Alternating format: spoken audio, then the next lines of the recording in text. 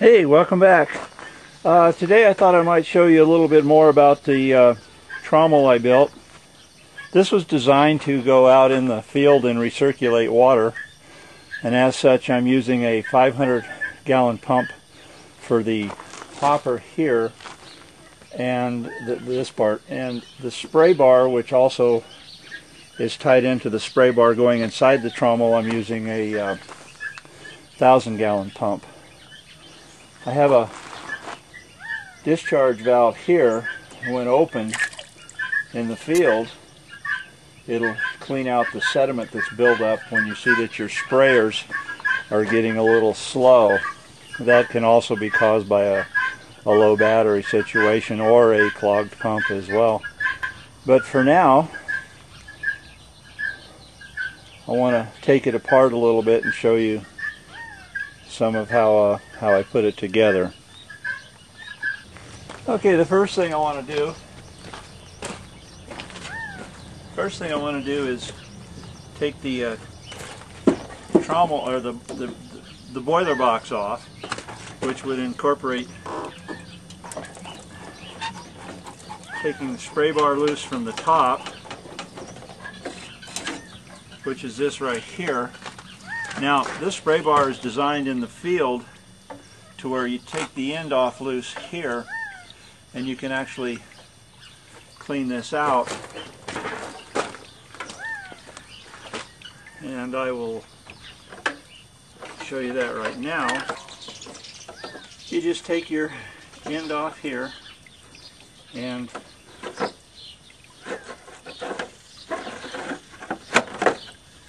hold your thumb or finger over the end of that, and since you're recirculating water, you want to put it back with your water supply. Just turn your pump on.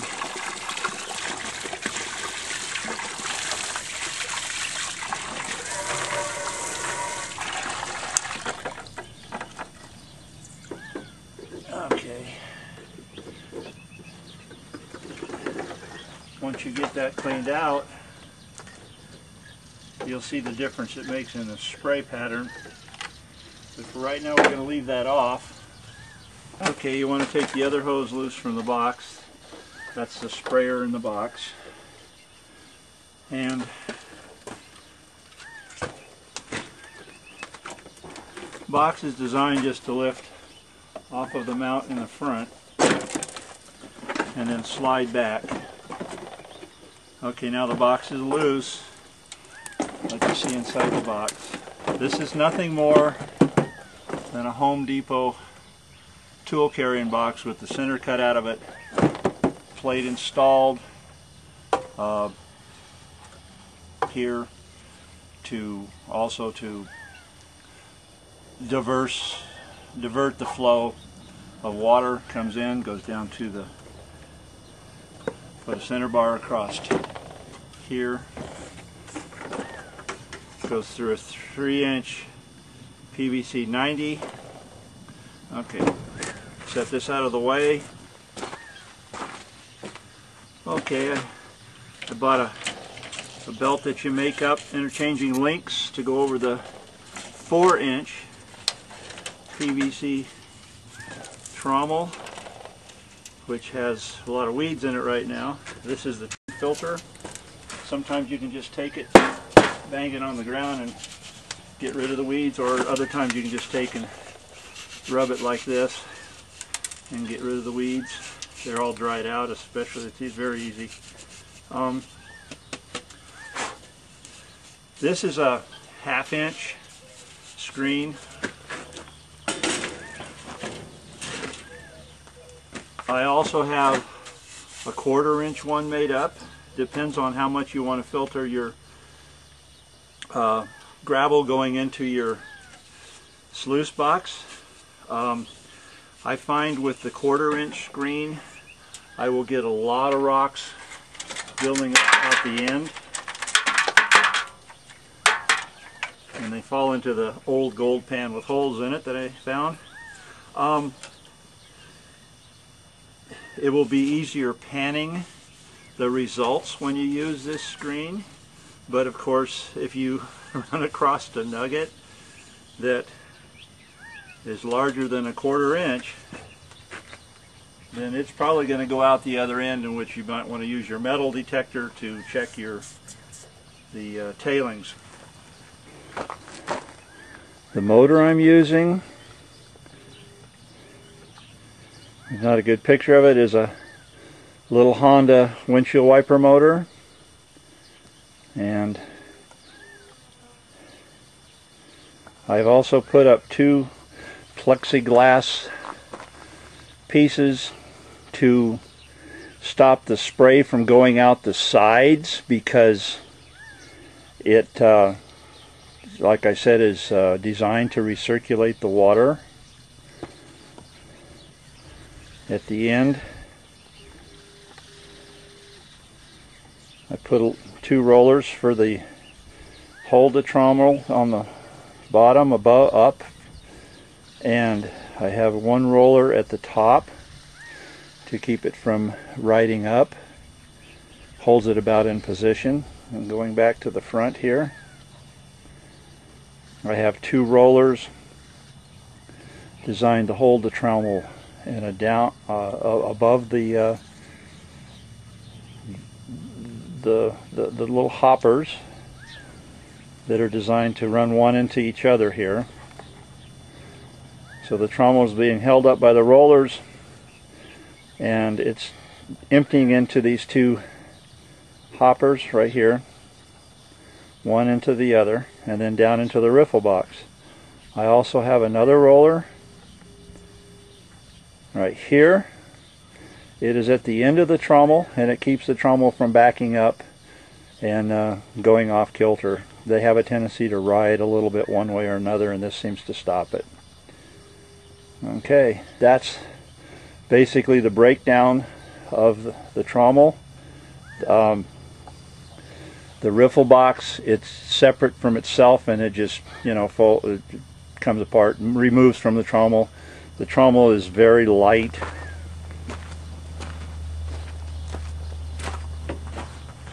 I have it leveled, but anyway, this is just a little metal frame. It's fairly simple. Goes back pretty much the same way it came out. This goes into there. The belt is somewhat tight. The motor is adjustable to give it some tension. As it works itself in onto this smooth surface, it even grabs better. I've got that pretty tight right now. You don't want to get your finger caught in that. So that goes on there like that. Make sure your belt is in the pulley. Okay, then you get your boiler box, and it fits right into there. Lines up. We've got 2 line marks there. That's there, like that. Need to put the boiler box hose back on. I just slip these on. There's no real pressure. They work fine. Should I need a clamp, I have one. This is a union fitting into the top of the box, PVC union, and it just screws on. I leave it a little bit of an angle.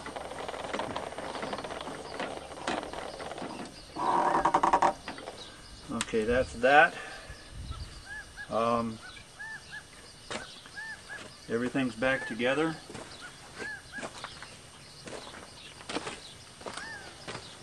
And what I'm going to do today is run 3 of those buckets. Those are 3-gallon buckets. I'm going to run that through the trommel. After about 5 gallons, if you were to run a 5-gallon bucket, that empty tailing bucket there becomes full. Of course, it can overflow some because it'll be going into the tub, and that tub filters into a half of a 30-gallon barrel, where I keep my pumps inside of another bucket that has holes cut out below the water line to try and keep the weeds out. Of course, the pumps are screened as well. And I generally can run, I would say, at least well, 5 gallons before I have to empty this one here. But I have run 4 hours before the pumps even begin to slow down a bit on the old 12-volt batteries that I'm using. Forgot to mention I also have another battery back here. It's a 12-volt old wheelchair battery I use, and it runs the Honda 12-volt motor, windshield wiper motor.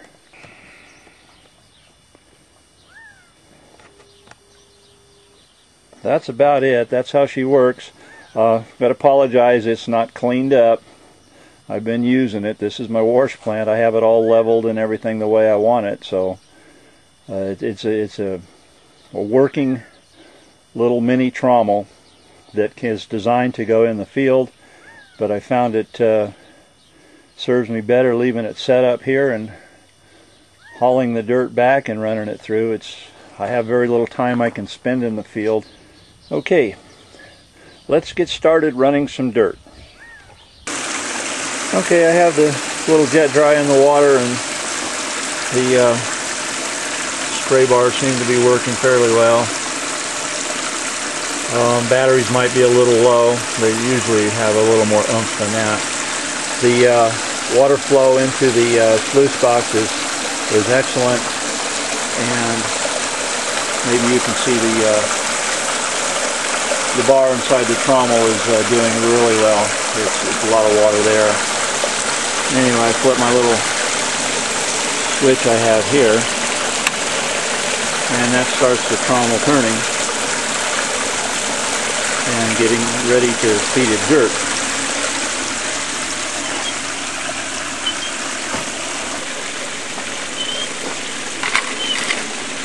So my sluice box is pretty saturated now, and what I do is I dip out of a 3-gallon bucket and I just dump it in. I usually have gloves for this, and I dump some more in. I dump rocks like that in. What I do is I wash these rocks off. Sometimes I throw them out because they won't go down the drain. Generally a 3-gallon bucket, feeding it like this and watching what you're doing, making sure your water flow is good, your trommel. It's a working operation. Generally, it'll take about 10 minutes maybe to go through this, maybe 15.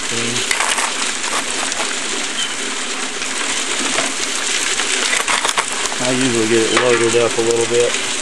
That noise you're hearing is the rocks going into the big gold pan out the other end. My tailings pan.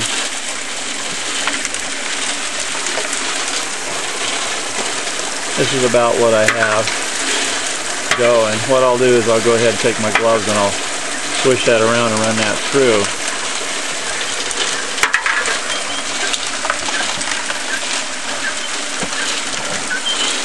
And then add some more to it. I wanted to show you the tailings pan.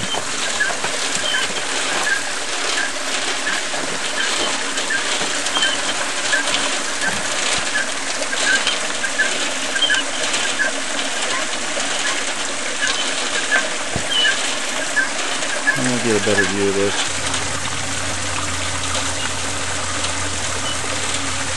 Okay, that gives you a better view of the tailings pan as I run this dirt through.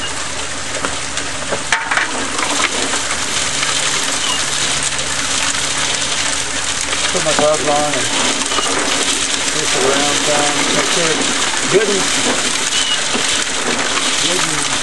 saturated.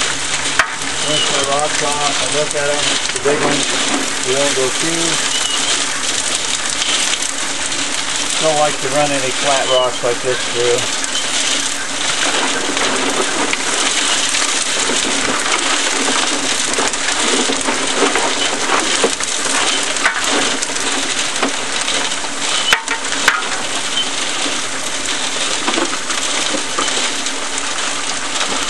rocks that don't go through, I toss out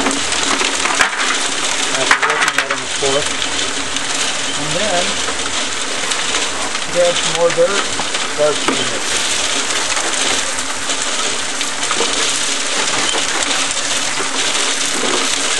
If this was pre-classified, it'd run through it like a hot knife through butter. Like I said, this is a working mini-trommel, and it does the job.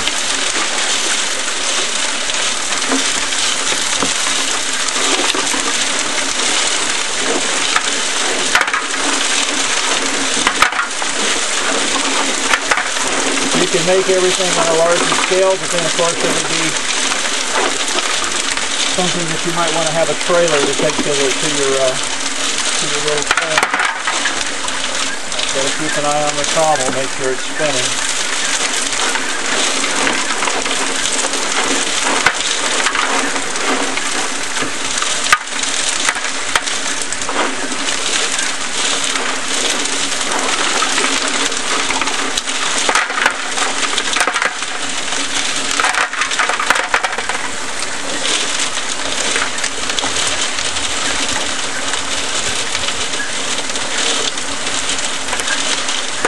Being a belt drive such as it is, it has a tendency to slip, and you got to make sure your trommel's still turning. You can get it overloaded with weight,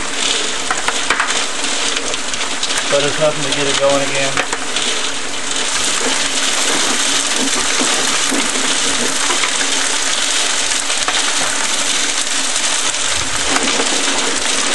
You get used to the sound of it turning the rock, and you don't hear that sound, you'll know the trommel will stop.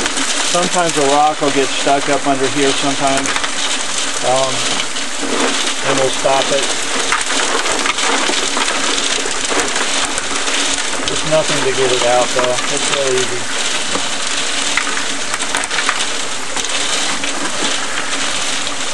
Like I said, just feed it.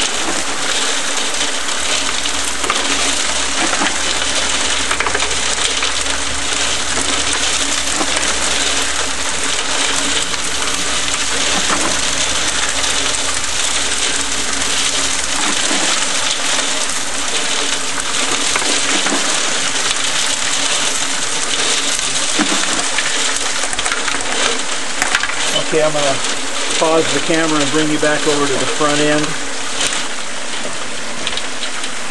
Alright, when this bucket gets down to about like that, I just set it up here.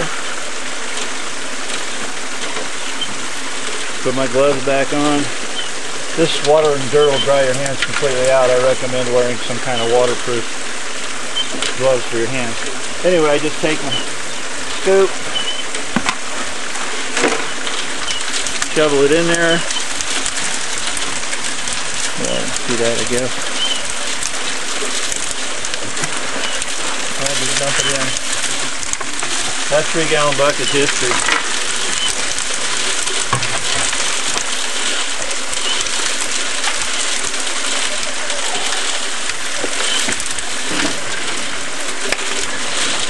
Clean my scoop off in the spray. Yep.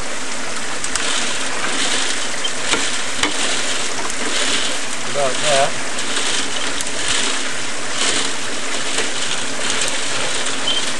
Take the lid off my bucket.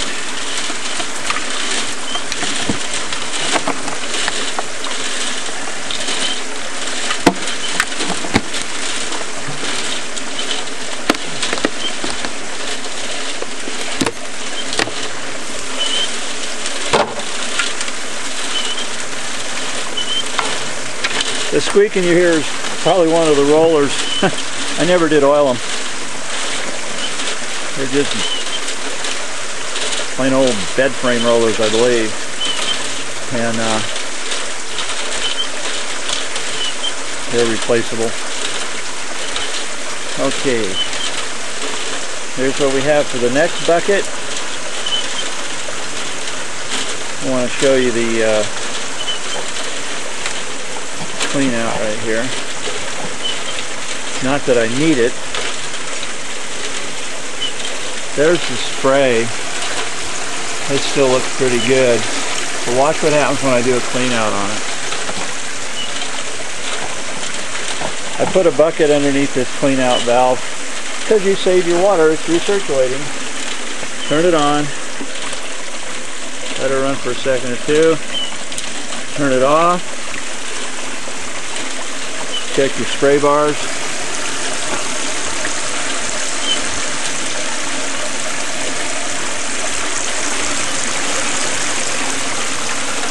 Are we seeing that? Yeah, okay. There we go. Well, I got a picture of it. Okay, what I'll do is I'll have my wife run some dirt through this next bucket. I'll get some pictures of it.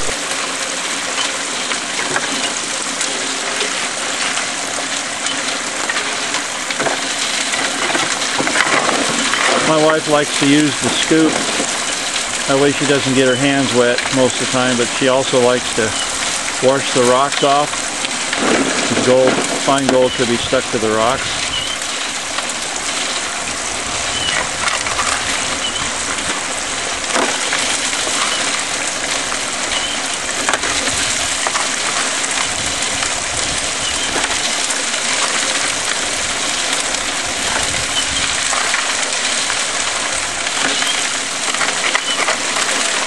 Sometimes it's hard to dig out of this bucket with all the rocks that are in it. But you can see the size of the rocks she's throwing in there.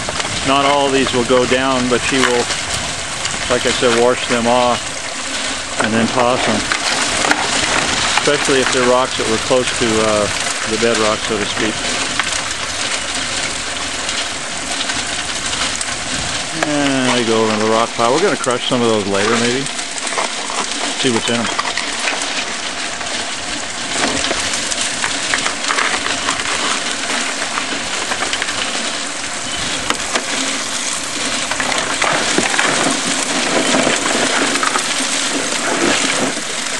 Yes, we have action today on the trommel wash plant, the mini trommel wash plant.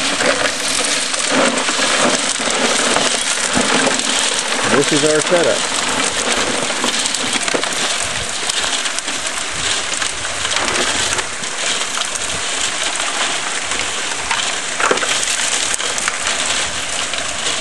Have to keep an eye on the water flow. Make sure your sluice is level. And down into there and over into here, and then back up through the pumps, hoses, and then into the trommel itself. And keep an eye on your rocks. You have to dump those every once in a while, but I hit those with a magnet too, just in case I might have a meteorite in there. You never know. We're in meteorite country as well. Okie dokie. Pause for a little break. Okay, here's our little panning table. And over here's the little wash area. Works pretty well. Okay, we decided to do the last 6 buckets instead of just the 3. And just getting started with the panning, and still have to get this pan down a little bit more. But as you can see, there's one right there. There'll probably be a few more in that pan. We'll do we'll dump the snuffer bottle in the pan at the end and show you what 6 buckets were. Okay, we've run through 6 3-gallon buckets of unclassified dirt. That would be 18 gallons of unclassified dirt.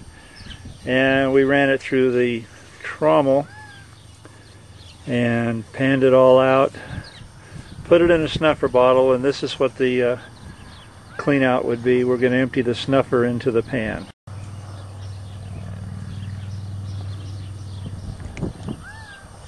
Well, there you go. It's all over.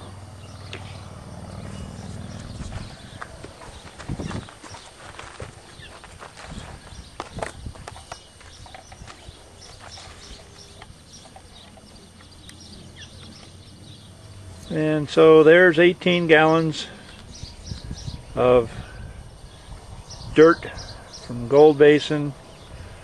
A little bit of work, a lot of exercise, and looks good in the pan. This is Steve from Arizona.